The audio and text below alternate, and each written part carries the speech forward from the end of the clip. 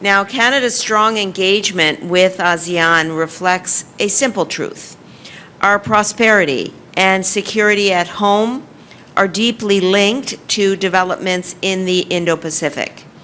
In a world that is much more dangerous and divided, Canadians' resilience and prosperity depend on strengthening trusted partnerships and diversifying trade, on expanding engagement with fast-growing markets around the world, including right here in this region and with ASEAN in particular. We are witnessing a time of increased global competition, geopolitical conflict, and ASEAN's role as a trusted convener and stabilizing force in the Indo-Pacific is critical. And that is why I am so pleased to see an ambitious new ASEAN-Canada Plan of Action move forward this week.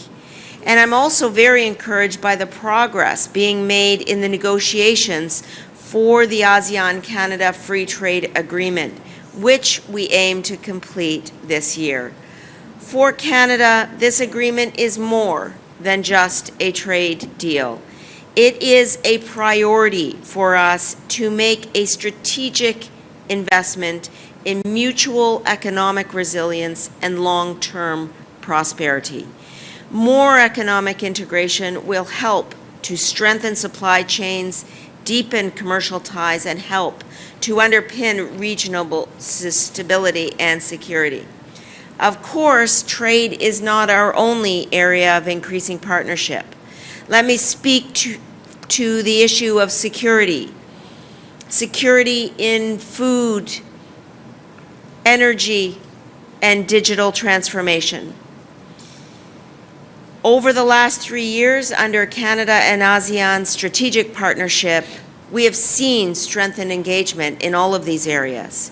And we will continue to deepen engagement on security priorities such as maritime security, cyber security, transnational crime, including cyber-enabled fraud and drug trafficking.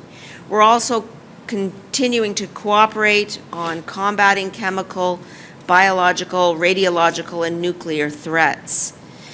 As a Pacific nation ourselves, Canada is supporting work with ASEAN partners to ensure safer labor mobility, improve safety, and counter financial and cyber-enabled crime. So today I'd like to put forward a number of announcements which tangibly indicate and underline our commitment to security and prosperity in the region.